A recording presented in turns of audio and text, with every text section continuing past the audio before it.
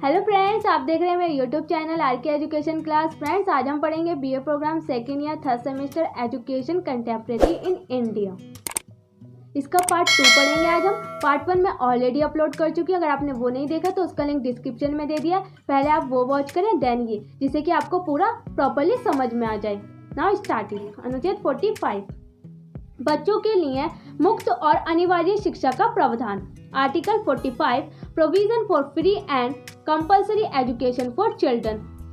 2002 में संविधान में 46वें संशोधन के बाद अनुच्छेद 45 के लिए नए लेख का प्रतिस्थापन। संविधान के अनुच्छेद 45 के लिए निम्नलिखित लेख को प्रतिस्थापित किया जाएगा, अर्थात 6 वर्ष से कम उम्र के बच्चों को बचपन की देखभाल और शिक्षा का प्रावधान। 2002 में 87वें संशोधन के बाद अनुच्छेद 45 के लिए नए लेख का प्रतिस्थापन। संविधान के अनुच्छेद 45 के लिए निम्नलिखित लेख को प्रतिस्थापित किया जाएगा, अर्थात 6 वर्ष से कम उम्र के बच्चों को बचपन की देखभाल और शिक्षा का प्रावधान। लेख में कहा गया है, आर्टिकल 45 में कहा गया है कि राज्य 6 वर्ष की आयु पूरी करने तक सभी बच्चों के लिए बचपन की देखभाल और शिक्षा प्रदान करने का प्रयास करेगा। और आर्टिकल 45 में कहा गया है कि जो राज्य है वो 6 वर्ष की आयु पूरी करने तक, जो 6 वर्ष की आयु होती है बच्चे की, उसको पूरी करने तक सभी बच्चों के लिए बचपन की देखभाल और शिक्षा प्रदान करने का प्रयास करेगा। बचपन की देखभाल और शिक्षा एजुकेशन प्रदान करने का प्रयास करेगा। संविधान यह प्रावधान राज्य नीति के निर्देशक सिद्धांतों के अनुच्छेद 45 के तहत करता है। और संविधान राज्य नीति और के निर्देशक सिद्धांतों के अनुच्छेद 45 के तहत करता है। संविधान में यह निर्धारित किया गया था कि 10 वर्षों के भीतर 10 वर्ष के इनसाइड, अर्थात 1960 तक 14 वर्ष तक के सभी बच्चों के लिए सार्वभौमिक अनिवार्य शिक्षा प्रदान की जानी चाहिए। 10 वर्षों के भीतर, अर्थात 1960 तक 14 वर्ष तक के सभी बच्चों के लिए सार्वभौमिक अनिवार्य शिक्षा प्रदान की जानी चाहिए। लेकिन दुर्भाग्य से यह निर्देश पूरा नहीं किया जा सका। अनफॉर्चुनेटली ये जो निर्देश था वो पूरा नहीं किया जा सका।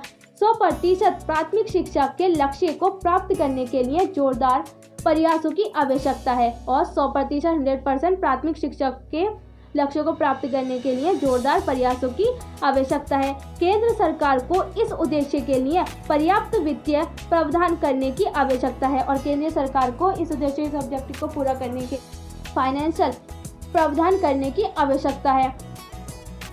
33 अनुच्छेद 46, आर्टिकल 46। संविधान के अनुच्छेद 46 के तहत संघीय सरकार अनुसूचित जातियों और अनुसूचित जनजातियों के आर्थिक और शैक्षिक विकास के लिए जिम्मेदार है। और संविधान के आर्टिकल 46 के तहत संघीय सरकार अनुसूचित जातियों और अनुसूचित जनजातियों के आर्थिक और शैक्षिक विकास के लिए जिम्मेदार है, रिस्पॉन्सिबल है।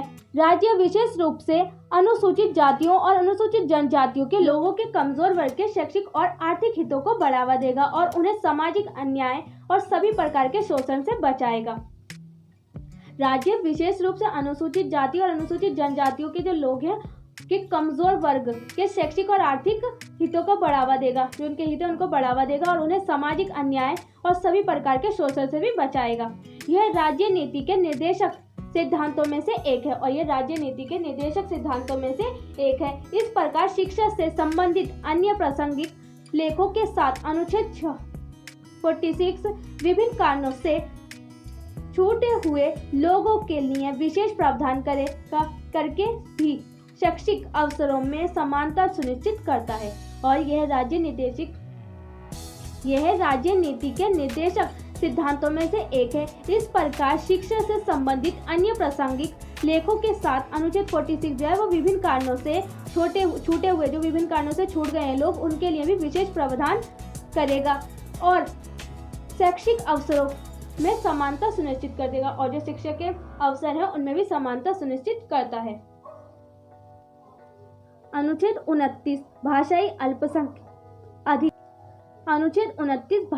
अल्पसंख्यक अधिकार।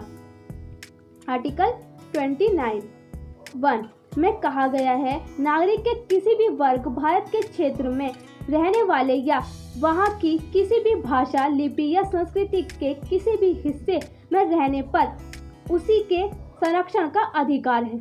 और अनुच्छेद 29(a) में कहा गया है कि नागरिक के किसी भी वर्ग भारत के किसी भी क्षेत्र में रहने वाले या वहाँ की किसी भी भाषा, लिपि या संस्कृति के किसी भी हिस्से में रहने पर उसी के संरक्षण का अधिकार है, उसे भी संरक्षण का अधिकार है। अनुच्छेद 29(2) किसी भी नागरिक को राज्य द्वारा बनाए गए किसी भी शैक्षणिक संस्थान में प्रवेश से वंचित नहीं किया जाएगा। जो भी संस्थान बनाए गए हैं राज्य के द्वारा, वो किसी भी नागरिक को उस स्थान से प्रवेश से वंचित नहीं किया जाएगा। यह केवल धर्म, जाति, नस्ल, भाषा या उनमें से किसी के आधार पर राज्य कोष में से सहायता प्राप्त नहीं की जाएगी। लेकिन केवल धर्म, जाति, नस्ल, भाषा या उसमें से किसी के आधार पर राज्य कोष से सहायता प्राप्त नहीं की जाएगी।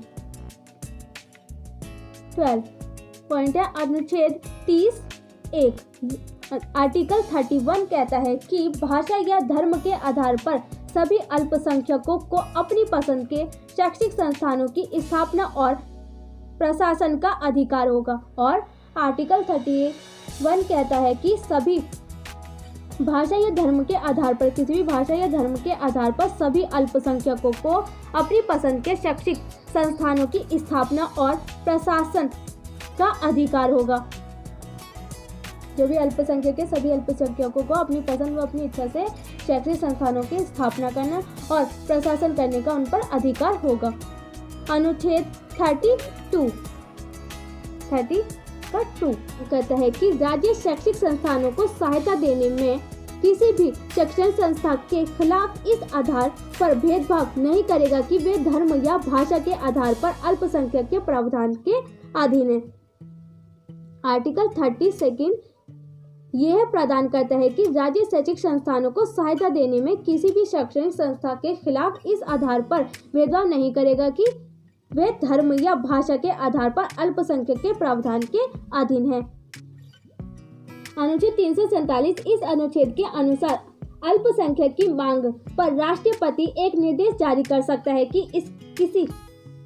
इसकी भाषा को अधिकृत रूप से राज्य या उसके किसी भाग के माध्यम से मान्यता दी जा सकती है। और आर्टिकल 347 इस अनुच्छेद में के अनुसार अल्पसंख्यक की मांग पर राष्ट्रपति एक निर्देश जारी कर सकता है। राष्ट्रपति अल्पसंख्यक की मांग पर एक निर्देश जारी कर सकता है कि इसकी भाषा को आधिकारिक रूप से राज्य या उसके किसी भाग के माध्यम से मान्यता दी जा सकती है।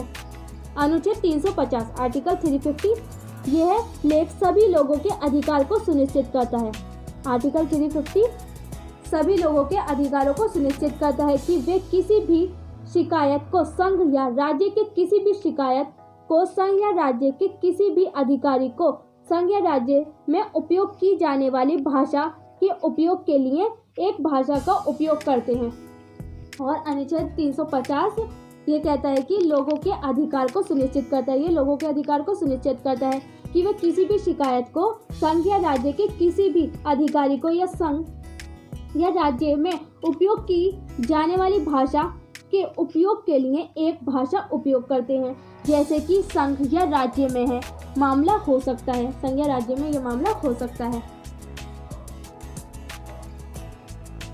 संविधान के 1956 के अधिनियम द्वारा किए गए संविधान के 7वें संशोधन में भाषाई समानता देखते हुए 2 लेख जोड़े गए हैं। संविधान के 1956 के अधिनियम द्वारा किए गए जो संविधान के 7वें संशोधन में भाषाई समानता देखते हुए 2 लेख जोड़े गए हैं।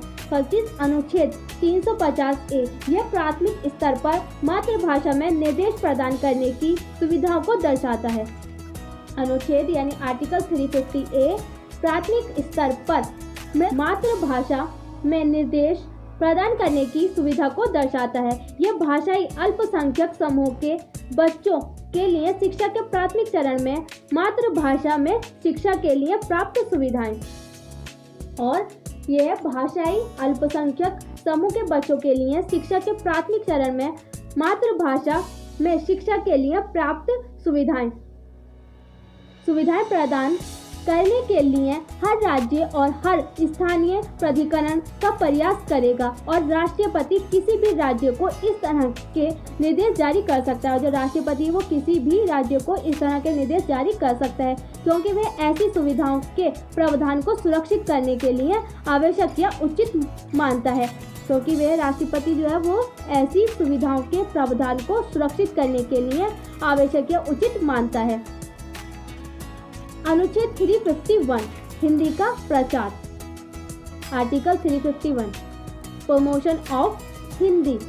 भारतीय संविधान राष्ट्रीय भाषा के रूप में हिंदी के विकास और संवर्धना का प्रावधान करता है। भारतीय संविधान राष्ट्रीय भाषा के रूप में हिंदी के विकास और संवर्धना का प्रावधान करता है। अनुच्छेद 351 संघ से जुड़ता है और आर्टिकल 351 संघ से जुड़ता है। हिंदी भाषा के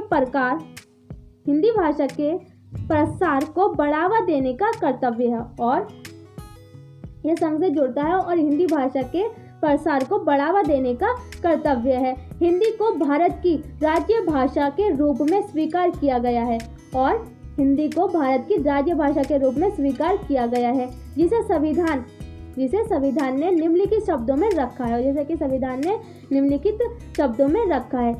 यह हिंदी भाषा के प्रसार को बढ़ावा देने, इसे विकसित करने के लिए संघ का कर्तव्य होगा, ताकि वह भारत की समग्र संस्कृति के सभी तत्वों की अभिव्यक्ति के माध्यम के रूप में काम कर सके।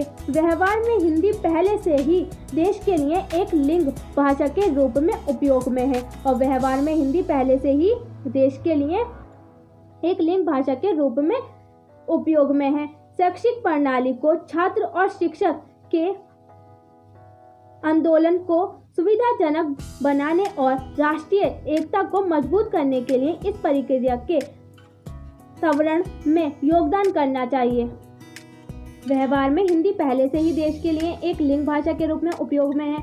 शैक्षिक प्रणाली को भी छात्र और शिक्षक के आंदोलन को सुविधाजनक बनाने और राष्ट्रीय एकता को मजबूत करने के लिए इस प्रक्रिया के त्वरण में योगदान करना चाहिए। धार्मिक अल्पसंख्यक अधिकार, रिलीजियस माइनॉरिटी राइट्स। भारत एक धर्मनिरपेक्ष देश है। भारत क्या है? इंडिया एक धर्मनिरपेक्ष देश है। यह एक ऐसा राष्ट्र है जहां धर्म पर आधारित आध्यात्मिकता को हमेशा एक उच्च सम्मान दिया गया है। भारत एक धर्मनिरपेक्ष देश है। यह एक ऐसा राष्ट्र है जहां पर धर्म पर आधारित आध्यात्मिकता को हमेशा एक उच्च सम्मान दिया गया है। संविधान के तहत अल्पसंख्यकों, चाहे वे धर्म या भाषा के आधार पर हों, और संविधान के तहत अल्पसंख्यकों को चाहे वे धर्म या भाषा के आधार पर हों, उन्हें अपनी पसंद के शैक्षणिक संस्थान स्थापित करने का पूरा अधिकार दिया जाता है और उन्हें अपनी पसंद के अनुसार शैक्षणिक संस्थान स्थापित करने का पूरा अधिकार दिया जाता है। संवैधानिक प्रावधानों का हवाला देते हुए कि किसी भी बंदोबस्ती या ट्रस्ट के तहत संस्थानों में दिए गए धार्मिक निर्देशों में हस्तक्षेप नहीं किया जाना चाहिए, भले ही ऐसे संस्थानों ने राज्य की मदद की हो। और संवैधानिक प्रावधानों का हवाला देते हुए कि किसी भी बंदोबस्ती या ट्रस्ट के तहत संस्थानों में दिए गए धार्मिक निर्देशों में हस्तक्षेप नहीं किया जाना चाहिए, भले ही ऐसे संस्थानों ने राज्य की मदद की हो। हस्तक्षेप नहीं करना चाहिए, चाहे वे ऐसे संस्थानों ने भले ही राज्य की मदद की हो। अनुच्छेद 25 आर्टिकल 25 16 संविधान का अनुच्छेद 25 सभी नागरिकों को विवेक की स्वतंत्रता और धर्म के प्रचार, अभ्यास और प्रचार के लिए स्वतंत्र रूप से अधिकार देने की गारंटी देता है। संविधान का अनुच्छेद 25 सभी नागरिकों को विवेक की स्वतंत्रता और धर्म प्रचार, अभ्यास और प्रचार के लिए स्वतंत्र रूप से अधिकार देने की गारंटी देता है। यह अधिकार किसी व्यक्ति को व्यक्ति की पसंद के धर्म का पालन, अभ्यास और प्रसार करने की स्वतंत्रता देता है और यह अधिकार किसी भी व्यक्ति को किसी भी की पसंद के अनुसार धर्म का पालन करने, अभ्यास करने और प्रसार करने की भी स्वतंत्रता देता है आर्टिकल 25। राज्य किसी विशेष धार्मिक सम्मेलन या परंपरा को थोप या रोक नहीं सकते, और राज्य जो है वो किसी भी विशेष धार्मिक सम्मेलन या परंपरा को थोप या रोक नहीं सकते, ना तो वो थोप सकते ना ही वो रोक सकते हैं। यह देश के बहुसंख्यकों धर्मों के हमलों से अल्पसंख्यकों को एक प्रकार की प्रतिरक्षा प्रदान करता है, और यह देश के बहुसंख्यकों धर्मों के मामलों के हमलों से अल्पसंख्यकों को एक प्रकार की प्रतिरक्षा प्रदान करता है। बहुसंख्यक धर्मों के हमलों से अल्पसंख्यकों को एक प्रकार की प्रतिरक्षा प्रदान करता है। अनुच्छेद 26 आर्टिकल 26 संविधान का अनुच्छेद 26 सभी नागरिकों को विवेक की स्वतंत्रता और धर्म के प्रचार, अभ्यास और प्रचार के लिए स्वतंत्र रूप से अधिकार देने की गारंटी देता है। और आर्टिकल 26 भी संविधान का अनुच्छेद 26 सभी नागरिकों को विवेक की स्वतंत्रता और धर्म के प्रचार, अभ्यास और प्रचार के लिए स्वतंत्र रूप से अधिकार देने की गारंटी देता है। यह अधिकार किसी व्यक्ति को व्यक्ति की पसंद के धर्म का पालन, अभ्यास और प्रसार करने की स्वतंत्रता देता है, और यह अधिकार किसी भी व्यक्ति को आर्टिकल 26 किसी भी व्यक्ति को व्यक्ति की पसंद के धर्म, वो अपनी व्यक्ति की जो पसंद है, वो जिस भी धर्म को अपनाना चाहता है, उसका पालन करना चाहता है, उसका अभ्यास है, उसका प्रचार करना चाहता है, उसकी स्वतंत्रता देता है। राज्य किसी विशेष धार्मिक सम्मेलन या परंपरा को थोप या रोक नहीं सकते हैं, और राज्य किसी भी विशेष धार्मिक सम्मेलन या परंपरा को थोप या रोक नहीं सकते हैं। यह देश के बहुसंख्यकों धर्मों के हमलों से अल्पसंख्यकों को एक प्रकार की प्रतिरक्षा प्रदान करता है। अनुच्छेद 27 आर्टिकल 27 यह बताता है कि किसी भी व्यक्ति को किसी भी कर का भुगतान करने के लिए मजबूर नहीं किया जाएगा, और आर्टिकल 27 ये बताता है कि किसी भी व्यक्ति को किसी भी कर का भुगतान करने के लिए मजबूर नहीं किया जाएगा, जिनमें से आय किसी विशेष धर्म या धार्मिक संप्रदाय के प्रचार या रखरखाव के लिए खर्चों के भुगतान में विशेष रूप से विनियोजित है। यह सुनिश्चित करता है कि राज्य अल्पसंख्यक धर्मों सहित किसी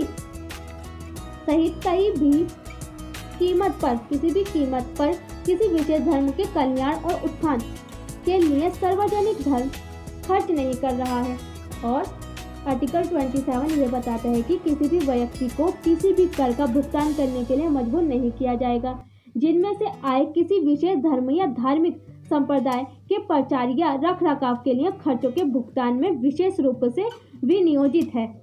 यह सुनिश्चित करता है कि आर्टिकल 27 यह सुनिश्चित करता है कि राज्य अल्पसंख्यक धर्मों सहित कई कीमत पर किसी विशेष धर्म के कल्याण और उत्थान के लिए सार्वजनिक धन खर्च नहीं कर रहे हैं।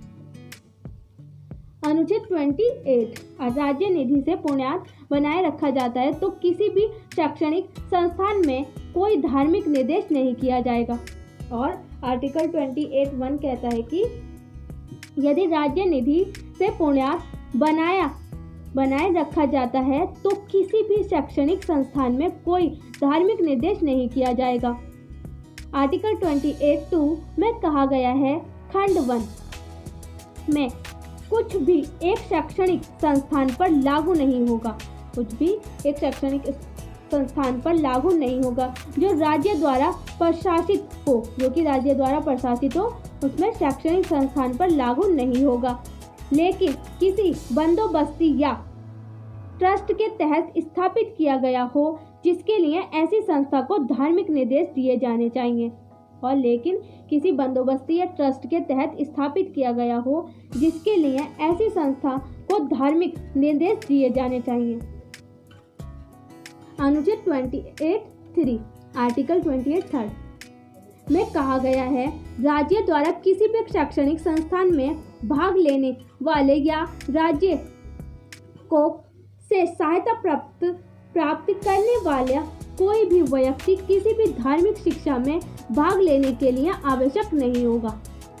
आर्टिकल 28(3) में कहा गया है कि राज्य द्वारा किसी भी शैक्षणिक संस्थान में भाग लेने वाला किसी भी शैक्षणिक संस्थान में भाग लेने वाला या राज्य कोप से सहायता प्राप्त करने वाला कोई भी व्यक्ति किसी भी धार्मिक शिक्षा में भाग लेने के लिए आवश्यक नहीं है। कोई भी व्यक्ति किसी भी धार्मिक शिक्षा में भाग लेने के लिए आवश्यक नहीं है, जो ऐसी संस्थाओं में प्रदान की जा सकती हैं, या किसी भी धार्मिक पूजा में शामिल हो सकती हैं, इस तरह के संस्थान में या किसी भी परिसर में जब तक कि ऐसे व्यक्ति के नाबालिग होने पर उसके अभिभावक ने अपनी सहमति नहीं दी है, तब तक कि उसके जो पेरेंट्स हैं या उसके अभिभावक हैं उन्होंने अपनी सहमति नहीं दी हो, तब तक उनका संचालन किया जाता है। लोगों की सोच को बदलने के लिए शिक्षा एक महत्वपूर्ण भूमिका निभाती है, एजुकेशन भी एक बहुत ज़्यादा इम्पोर्टेंट रोल निभाती है लोगों की सोच बदलने के लिए। शिक्षा और अन्य अवसरों का अधिकार जाति, पद, लिंग और वर्ग के बावजूद सभी के लिए है।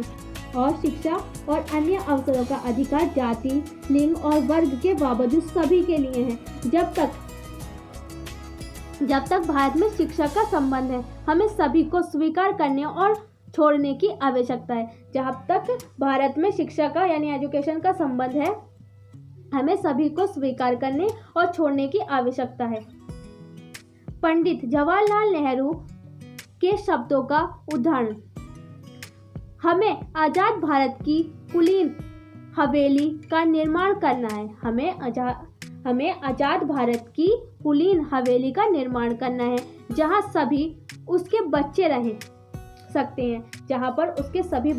सकते हैं और इस हवेली को उसके निवासियों उन सभी और हम सभी को बनाए होना होगा। और इस हवेली को उसके निवासियों यानी उन सभी और हम सभी को बनाना होगा, और उसके बाद ही हम एकजुट और आज़ाद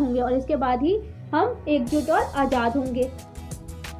सही अर्थों में बराबर, और सही अर्थों में हम सब बराबर होंगे। जब भी पंडित जवाहरलाल नेहरू के शब्दों में उदाहरण, हमें आज़ाद भारत की कुलीन हवेली का निर्माण करना है, जहाँ पर सभी को उसके बच्चे रह सकते हैं, चाहे वो हिंदू हो या मुस्लिम हो या किसी भी धर्म से, रिलीजन से, वो हिंदू, मुस्लिम, सिख, ईसाई, वो किसी भी रिलीजन से हो, उनके सभी बच्चे रह सकते हैं एक कुलीन हवेली में। और इस हवेली को उसके निवासियों उन सभी और हम सभी को बनाना होगा, और उसके बाद ही हम एकजुट और आज़ाद होंगे। और इसके बाद ही जब हम सबको एक समान मानेंगे, तभी हम पूर्ण रूप से आज़ाद होंगे और एकजुट होंगे, सही अर्थों में बराबर होंगे, और सही अर्थों में जब भी हम सब बराबर होंगे। उम्मीद है फ्रेंड्स आपको वीडियो अच्छी लगी होगी। अगर वीडियो अच्छी लगी तो वीडियो को लाइक, शेयर, सब्सक्राइब करना ना भूलिए, और साथ में बेल आइकन को प्रेस करें, जिससे आने वाली वीडियो की नोटिफिकेशन सबसे पहले आपके पास पहुंचे। अपने फ्रेंड्स के साथ भी शेयर करना ना भूलें, जिससे इस वीडियो का प्रॉफिट उन्हें भी हो। और आपको वीडियो कैसी लगी अभी कमेंट बॉक्स में बताना ना भूलें। अगर आप किसी और टॉपिक में वीडियो चाहिए तो आप मुझे कमेंट बॉक्स में बता सकते हैं। Thanks for watching my video.